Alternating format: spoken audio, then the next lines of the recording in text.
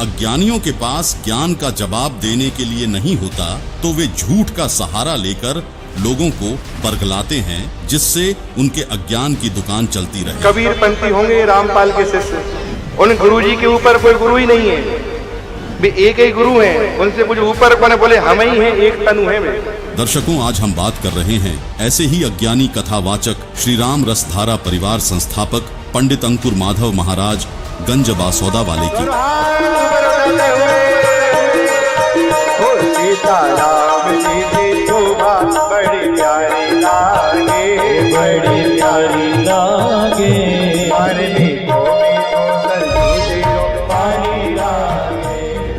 जिन्हें धर्म शास्त्रों का ज्ञान तो है नहीं और बताने चले गुरु की पहचान, जिनका कहना है कि गुरु वह है जिनके माथे पर तिलक हो और उसकी गुरु परंपरा हो। तो जहाँ पिछली 10 पीढ़ियों का वर्णन हो उसे परंपरा कहा जाता है।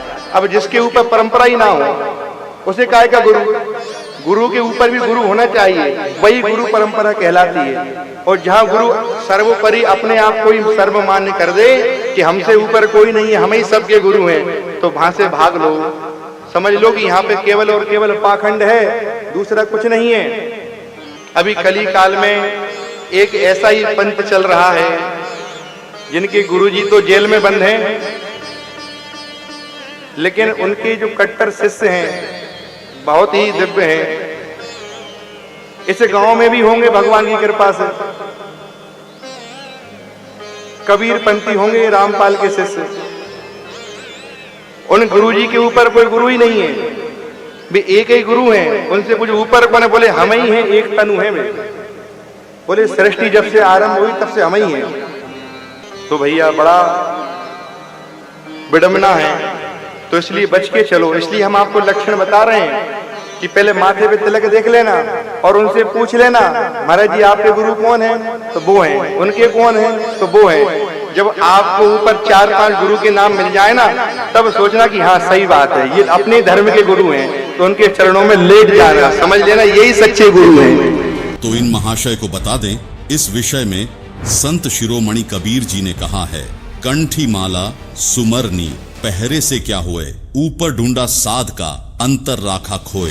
अर्थात कोई मौन रखता है, कोई शरीर के ऊपर भस्म लगाते हैं, कुछ सिर के ऊपर लंबे लंबे बाल रखते हैं, मस्तिष्क के ऊपर तिलक लगाते हैं, कोई गले में माला डालते हैं, कोई वस्त्रों को लाल रंग से रंग कर साधु बन जाते हैं। जनता उनको पूर्ण संत मानने लगती है, उनकी पूजा करने लगती है, लेकिन उनके पास कोरा अज्ञान होता है।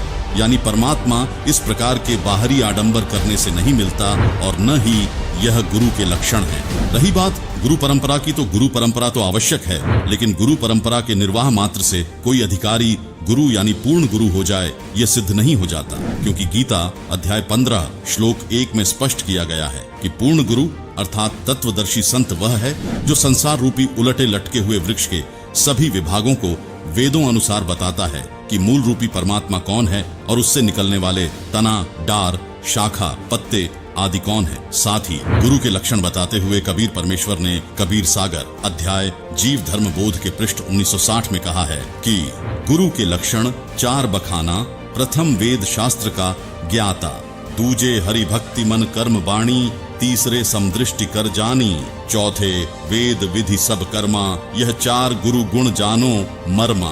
अर्थात पूर्ण गुरु वह है जो वेदों तथा अन्य सभी ग्रंथों का पूर्ण ज्ञानी हो। वह वेदों के अनुसार परमात्मा की भक्ति मन कर्म वचन से स्वयं करता है और करवाता है तथा उसकी करनी और कथनी में कोई अंतर नहीं होता। वह सर्व अनुयायियों को समान दृष्टि से देखता है, ऊंच नीच का भेद नहीं करता और गीता में वर्णित उलटे लटके हुए वृक्ष का भेद वर्तमान समय में संत रामपाल जी महाराज द्वारा दिया जा रहा है, जिन्होंने अपने सत्संगों में बताया है। कबीर अक्षर पुरुष एक पेड़ है, क्षर पुरुष वाकी डार, तीनों देवा शाखा हैं, पात रूप संसार। कबीर हम ही अलख अल्लाह हैं, मूल रूप करतार, अनंत कोटि ब्रह्मांड का मैं ही सिरजनहार। अर्थात कबीर जी ने कहा है कि इस संसार रूपी वृक्ष की मूल यानी जड़ रूप करतार मैं हूँ। गीता अध्याय 15 श्लोक 17, गीता अध्याय 8। श्लोक 9 में जो उत्तम पुरुष परमात्मा कहा है, जो तीनों लोकों में प्रवेश करके सबका धारण पोषण करने वाला अविनाशी परमेश्वर कहा है, वह मैं कबीर हूँ। दर्शकों, जैसे पेड़ की परवरिश मूल यानी जड़ से होती है, इसी प्रकार परम अक्षर ब्रह्म कबीर जी से असंख्य ब्रह्मांडों की परवरिश होती है। अब बात करते हैं पंडित अंकुर माधव जी की उस बात की जिसमें वे मिथ्या आरोप लगाते हुए कहते हैं कि संत रामपाल जी स्वयंभू गुरु हैं, उनकी कोई गुरु परंपरा नहीं है। तो जहाँ पिछली 10 पीढ़ियों का वर्णन हो उसे परंपरा कहा जाता है। अब जिसके ऊपर परंपरा ही ना हो उसे काय का गुरु? गुरु के ऊपर भी गुरु होना चाहिए, वही गुरु परंपरा कहलाती है। और जहाँ गुरु सर्वोपरि अपने आप को ही सर्वमान्य कर दे कि हमसे ऊपर कोई नहीं है, हम ही सबके गुरु हैं, तो वहां से भाग लो। समझ लो कि यहाँ पे केवल और केवल पाखंड है, दूसरा कुछ नहीं है। अभी कली काल में एक ऐसा ही पंथ चल रहा है जिनके गुरुजी तो जेल में बंद हैं, लेकिन उनके जो कट्टर शिष्य हैं बहुत ही दिव्य हैं। इस गांव में भी होंगे भगवान की कृपा से, कबीर पंथी होंगे, रामपाल के शिष्य।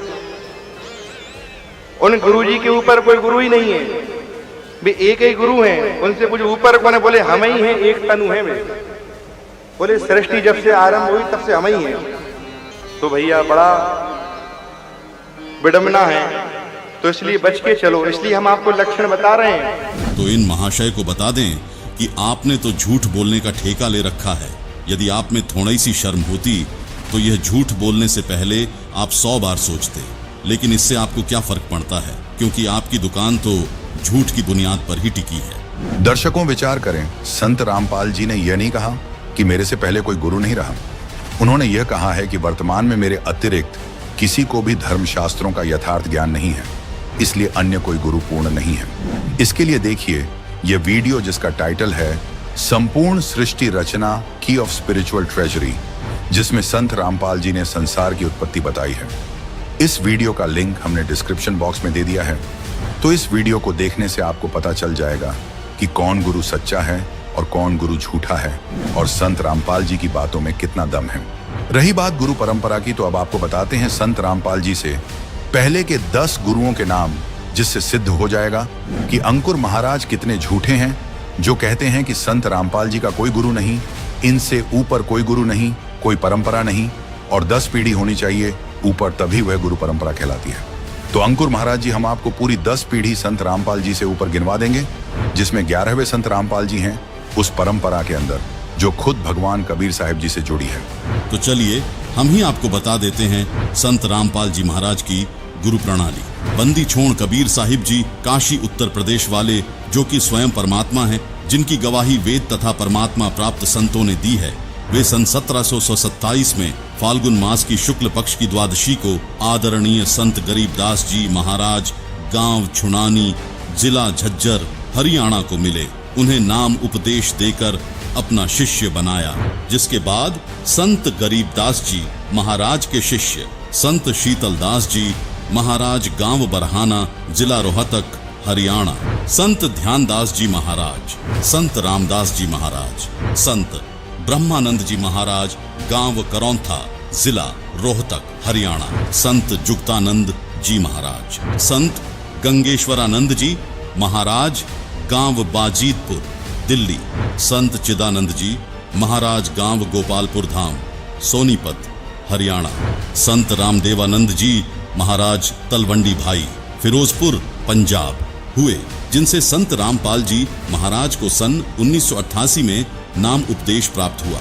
वही स्वामी रामदेवानंद जी महाराज ने सन 1993 में सत्संग करने और सन 1994 में नाम उपदेश देने का आदेश संत रामपाल जी महाराज को प्रदान किया। यानी इस पूरी गुरु परंपरा में संत रामपाल जी महाराज 11वें गुरु हैं। अब दिखाते हैं कि परमेश्वर कबीर जी से लेकर इस दास तक हमारी कैसे लाइन जुड़ी हुई है। सबसे पहले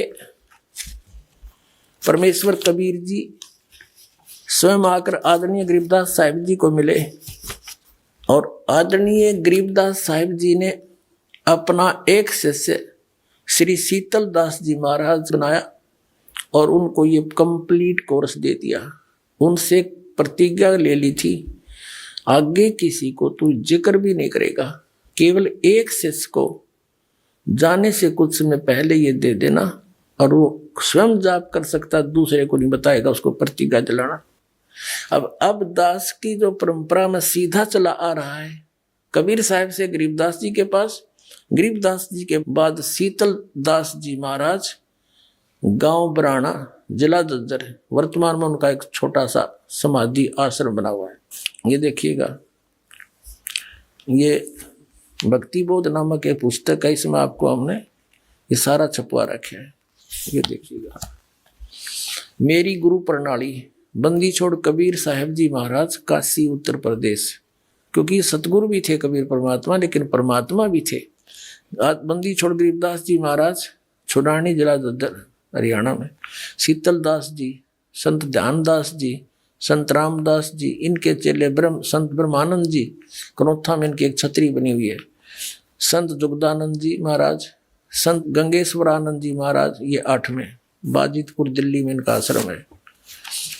और 9वां है संत चिदानंद जी महाराज, मेरे दादा गुरु जी, गोपालपुर धाम, सोनीपत हरियाणा में, खरखौदा के पास। संत रामदेवानंद जी महाराज, तलवंडी भाई, फिरोजपुर पंजाब में। और ये 11वां ये दास रामपाल दास। यहाँ तक हमारी प्रणाली सीधी जुड़ी हुई है, जिससे अज्ञानी कथावाचक पंडित अंकुर माधव महाराज झूठा सिद्ध होता है। दर्शकों, आप सभी इस कथा से परिचित हैं कि जब राजा परीक्षित को 7वें दिन सर्प के काटने से मौत होनी थी, तो उस समय श्रीमद् भागवत सुधा सागर के लेखक महर्षि वेदव्यास सहित पूरी पृथ्वी के ऋषि महर्षि एकत्रित हुए थे, जिन्होंने कथा करने की हिम्मत नहीं की थी, क्योंकि 7वें दिन परिणाम आना था। तब उस समय स्वर्ग से सुखदेव ऋषि को बुलाया गया था। तो अब जरा इन महाशय से कोई पूछे कि फिर आपको कथा करने का किसने अधिकार दे दिया, जो आप कथा करते फिर रहे हो। दर्शकों, इन अंकुर महाराज की झूठ की दुकान यहीं तक सीमित नहीं है। ये अपने प्रवचनों में दशरथ पुत्र श्री राम को पूर्ण ब्रह्म बताते हैं और कहते हैं कि राम जी कालों के काल हैं, सबके बाप हैं, उनसे बड़ा कोई नहीं है। देखिए अंकुर महाराज की यह वीडियो। राम जी कौन है? पूर्ण ब्रह्म। जहाँ पूर्ण ब्रह्म होता है उसमें बदलाव नहीं आता, बाकी सब में परिवर्तन हो सकता है, पूर्ण ब्रह्म में कभी परिवर्तन नहीं आता।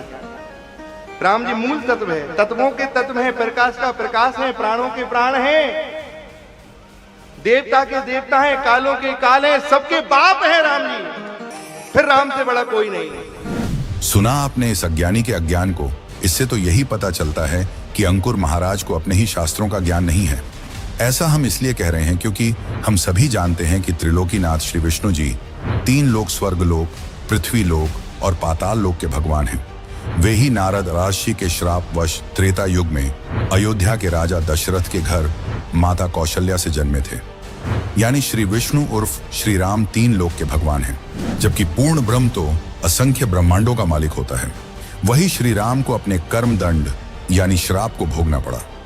जब भगवान ही श्राप भोगने लगे तो अपने भक्तों के कर्म फल को कैसे मिटा सकते हैं। दूसरा, अंकुर जी श्री राम को कालों का काल, उनसे बड़ा कोई नहीं है बता रहे हैं। तो हम सभी इस कथा से भी परिचित हैं कि जब श्री रामचंद्र जी अपने पुत्रों लव व कुश से युद्ध में हार गए और सीता जी ने उन्हें देखने से भी मना कर दिया, तब रामचंद्र जी दुखी होकर अयोध्या के साथ बह रही सरयू नदी में जल समाधि ले ली थी, यानी नदी में डूबकर उनकी मृत्यु हुई थी।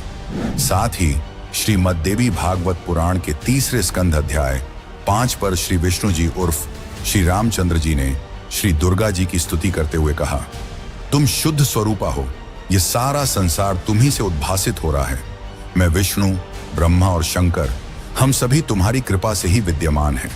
हमारा आविर्भाव अर्थात जन्म और तिरोभाव अर्थात मृत्यु हुआ करता है, अर्थात हम तीनों देव नाशवान हैं, केवल तुम ही नित्य हो, जगत जननी हो, प्रकृति देवी हो। अब स्वयं विचार करें कि जिसकी स्वयं मृत्यु होती हो वह कालों का काल कैसे हो सकता है, बल्कि वह तो काल के अधीन कहलाया। फिर आगे श्रीमद् देवी भागवत इसी प्रकरण में भगवान शंकर बोले, देवी, यदि महाभाग विष्णु तुम्ही से प्रकट हुए हैं तो उनके बाद उत्पन्न होने वाले ब्रह्मा भी तुम्हारे ही बालक हुए। फिर मैं तमोगुणी लीला करने वाला शंकर क्या तुम्हारी संतान नहीं हुआ, अर्थात मुझे भी उत्पन्न करने वाली तुम ही हो। शिवे, संपूर्ण संसार की सृष्टि करने में तुम बड़ी चतुर हो। इस संसार की सृष्टि, स्थिति और संहार में तुम्हारे गुण सदा समर्थ हैं। उन्हीं तीनों गुणों से उत्पन्न हम ब्रह्मा, विष्णु एवं शंकर नियमानुसार कार्य में तत्पर रहते हैं।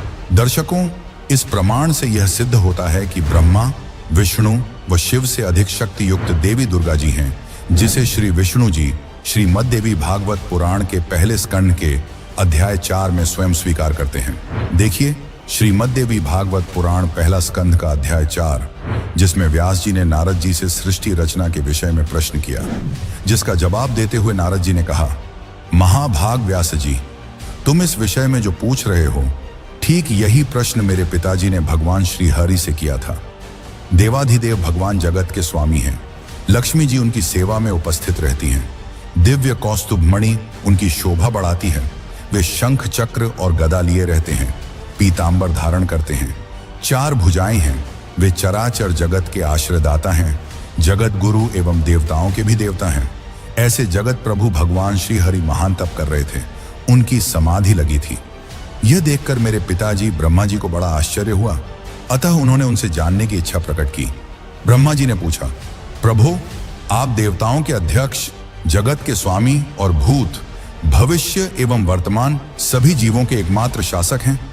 भगवान, फिर आप क्यों तपस्या कर रहे हैं और किस देवता की आराधना में ध्यानमग्न हैं? मुझे असीम आश्चर्य तो यह हो रहा है कि आप देवेश्वर एवं सारे संसार के शासक होते हुए भी समाधि लगाए बैठे हैं। ब्रह्मा जी के ये विनीत वचन सुनकर भगवान श्री हरि यानी श्री विष्णु जी उनसे कहने लगे, ब्राह्मण, सावधान होकर सुनो। मैं अपने मन का विचार व्यक्त करता हूँ। देवता, दानव और मानव सब यही जानते हैं कि तुम सृष्टि करते हो, मैं पालन करता हूँ और शंकर संहार किया करते हैं। किंतु फिर भी वेद के पारगामी पुरुष अपनी युक्ति से यह सिद्ध करते हैं कि रचने, पालने और संहार करने की यह योग्यता जो हमें मिली है, इसकी अधिष्ठात्री शक्ति देवी अर्थात दुर्गा जी हैं। वे कहते हैं कि संसार की सृष्टि करने के लिए तुम में राजसी शक्ति का संचार हुआ है, मुझे सात्विकी शक्ति मिली है और रुद्र में तामसी शक्ति का आविर्भाव हुआ है। उस शक्ति के अभाव में तुम इस संसार की सृष्टि नहीं कर सकते। मैं पालन करने में सफल नहीं हो सकता और रुद्र से संहार कार्य होना भी संभव नहीं। ब्रह्मा जी, हम सभी उस शक्ति के सहारे ही अपने कार्य में सदा सफल होते आए हैं। सुव्रत, प्रत्यक्ष और परोक्ष दोनों उदाहरण मैं तुम्हारे सामने रखता हूं, सुनो। यह निश्चित बात है कि उस शक्ति के अधीन होकर ही मैं प्रलय काल में इस शेषनाग की शैया पर सोता हूं और सृष्टि करने का अवसर आते ही जग जाता हूं। मैं सदा तप करने में लगा रहता हूं। उस शक्ति के शासन से कभी मुक्त नहीं रह सकता। कभी अवसर मिला तो लक्ष्मी के साथ सुखपूर्वक समय बिताने का सौभाग्य प्राप्त होता है। मैं कभी तो दानवों के साथ युद्ध करता हूं। अखिल जगत को भय पहुंचाने वाले दैत्यों के विकराल शरीरों को शांत करना मेरा परम कर्तव्य हो जाता है। मुझे सब प्रकार से शक्ति के अधीन होकर रहना पड़ता है। उन्हीं भगवती शक्ति का मैं निरंतर ध्यान किया करता हूँ। ब्रह्मा जी, मेरी जानकारी में इन भगवती शक्ति से बढ़कर दूसरे कोई देवता नहीं है। दर्शकों, अंकुर माधव जी की झूठ आपके सामने है, जो कहते हैं कि श्री राम अर्थात श्री विष्णु जी पूर्ण ब्रह्म हैं। वे सबके बाप हैं, जबकि श्री विष्णु जी ने अपने से अन्य सर्वसमर्थ शक्ति श्री देवी दुर्गा को बताया है और उन्हें जन्म देने वाली माता भी बताया है। वही संक्षिप्त श्रीमद् देवी भागवत के 7वें स्कंध के अध्याय 36 में श्री देवी जी ने राजा हिमालय से कहा कि पर्वतराज, उस ब्रह्म का क्या स्वरूप है यह बतलाया जाता है। उस ब्रह्म को ही लक्ष्य बनाकर वेधन करो। प्रणव ओम धनुष है, जीवात्मा बाण है और ब्रह्म को उसका लक्ष्य कहा जाता है। उस एकमात्र परमात्मा को ही जानो, दूसरी सब बातों को छोड़ दे। यही अमृत स्वरूप परमात्मा के पास पहुंचाने वाला पुल है। संसार समुद्र से पार होकर अमृत स्वरूप परमात्मा को प्राप्त करने का यही सुलभ साधन है। इस आत्मा का ओम के जप के साथ ध्यान करो। इससे अज्ञानमय अंधकार से सर्वथा परे और संसार समुद्र से उस पार जो ब्रह्म है उसको पा जाओगे। तुम्हारा कल्याण हो। वह यह सबका आत्मा ब्रह्म ब्रह्मलोक रूप दिव्य आकाश में स्थित है। यानी देवी दुर्गा जी अपनी भक्ति करने के लिए भी मना कर रही हैं और एक ब्रह्म की भक्ति करने के लिए श्रीमद् देवी भागवत के 7वें स्कंध के अध्याय 36 में हिमालय राजा को उपदेश दे रही हैं। जबकि गीता अध्याय 18 श्लोक 62 में गीता ज्ञानदाता यानी ब्रह्म ने कहा है कि परम शांति प्राप्त करनी है, अर्थात जन्म मरण से छुटकारा चाहता है तथा सनातन परम धाम को प्राप्त करना चाहता है तो उस परमेश्वर की शरण में जा, जिसको गीता अध्याय 8 श्लोक 3 में परम अक्षर ब्रह्म कहा है, तथा गीता अध्याय 8 श्लोक 8, 9, 10 में कहा है कि जो उस परम अक्षर ब्रह्म की भक्ति करता है वह उसी को प्राप्त होता है। फिर गीता अध्याय 15 श्लोक 4 में गीता ज्ञान दाता ब्रह्म ने कहा है कि गीता अध्याय 4 श्लोक 34 में वर्णित तत्वदर्शी संत के मिलने के पश्चात उस परमेश्वर के परम पद को भली भांति खोजना चाहिए, जिसमें गए हुए साधक फिर लौटकर संसार में नहीं आते। जिस परमेश्वर से यह सृष्टि उत्पन्न हुई है उसी आदि पुरुष नारायण यानी सनातन पूर्ण परमात्मा परम अक्षर ब्रह्म की मैं शरण में हूं। दर्शकों, गीता ज्ञान बोलने वाला अक्षर ब्रह्म अर्थात काल निरंजन है, जिसकी विस्तृत जानकारी जानने के लिए कबीर बड़ा या कृष्ण वीडियो अवश्य देखिए, जिसका लिंक हमने इसी वीडियो के डिस्क्रिप्शन में दे रखा है। गीता बोलने वाला ब्रह्म स्वयं परम अक्षर ब्रह्म की भक्ति करने को कह रहा है तथा स्वयं भी स्वीकार कर रहा है कि मैं भी उसी परम अक्षर ब्रह्म की शरण में हूं। विचार करें, श्री राम जी अर्थात श्री विष्णु जी श्री देवी दुर्गा को सबसे बड़ी बता रहे हैं। श्री देवी दुर्गा ब्रह्म को समर्थ बता रही है, उसकी भक्ति के लिए कह रही है। गीता ज्ञान देने वाला काल ब्रह्म अपने से समर्थ, सबकी उत्पत्ति करता, सबके धारण पोषण करता, पुरुषोत्तम अविनाशी परमेश्वर की भक्ति करने को कह रहा है। इससे सिद्ध हुआ कि अंकुर माधव जी को अपने सदग्रंथों का ही ज्ञान नहीं है। इसी विषय में परमेश्वर कबीर जी कहते हैं, एक राम दशरथ का बेटा, एक राम घट घट में बैठा, एक राम का सकल पसारा, एक राम सबू से न्यारा।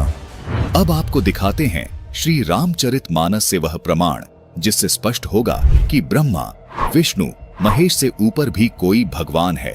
बालकांड में एक प्रकरण आता है जब मनु और सतरूपा परमात्मा को पाने के लिए तपस्या करने लगते हैं। आइए देखते हैं मनु और सतरूपा किस परमात्मा की भक्ति कर रहे थे। ये है श्री रामचरितमानस से बालकांड का दोहा नंबर 143, जिसकी चौपाई नंबर 3 में लिखा है कि नेति नेति जेहि वेद निरूपा निजानंद निरूपाधि अनुपा शंभु विरंची विष्णु भगवाना उपजहीम जासु अंश ते नाना।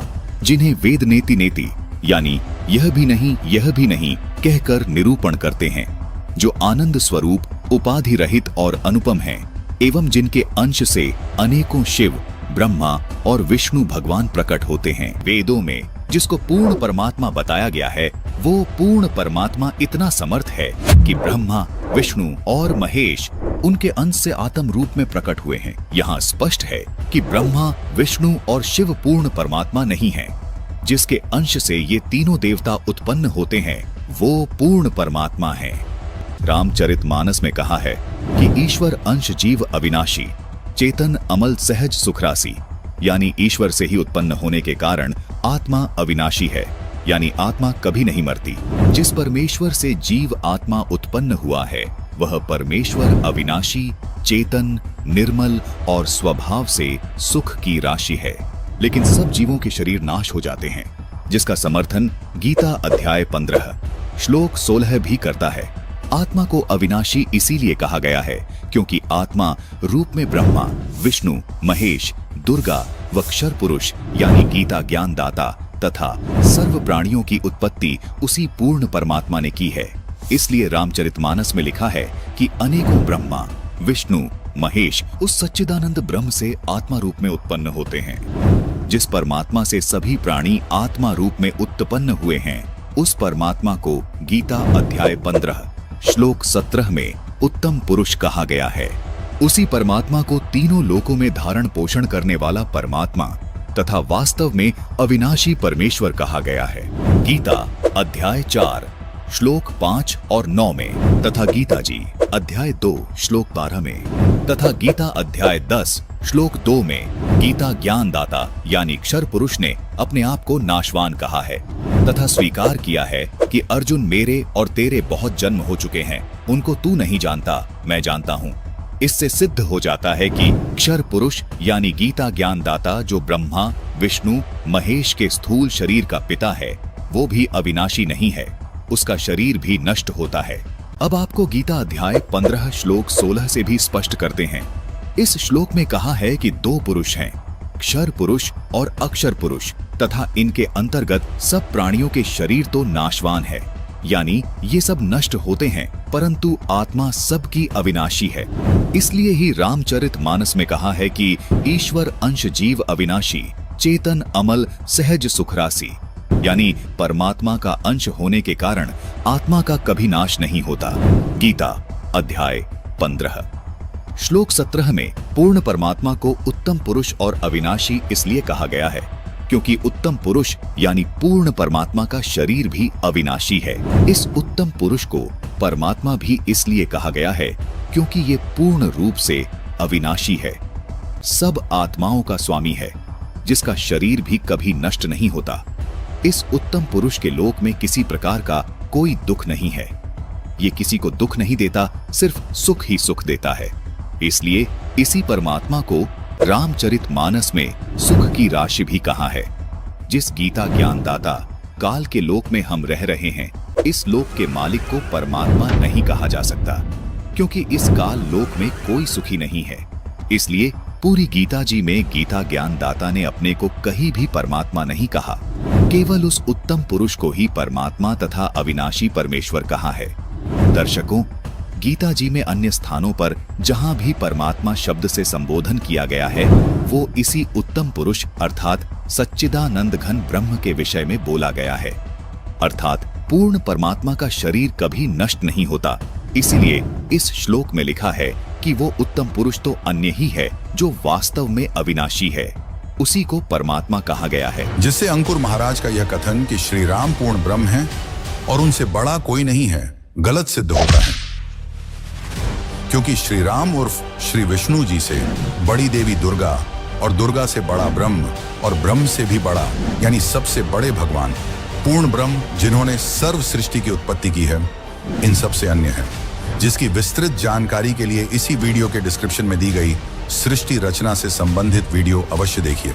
अतः आप सभी दर्शकों से निवेदन है कि झूठ फैलाकर अपने श्रोताओं को बरगलाने वाले ऐसे नकली कथावाचकों से बचें। ये आपके अनमोल मानव जीवन के साथ खिलवाड़ कर रहे हैं। बल्कि पूर्ण गुरु की जो पहचान इसी वीडियो के में बताई गई है, उसके अनुसार कथावाचकों गुरुओं को तौलें और पूर्ण गुरु की शरण प्राप्त करके उनके द्वारा बताई गई शास्त्र अनुकूल भक्ति करके अपने मानव जीवन का कल्याण करवाएं। धन्यवाद।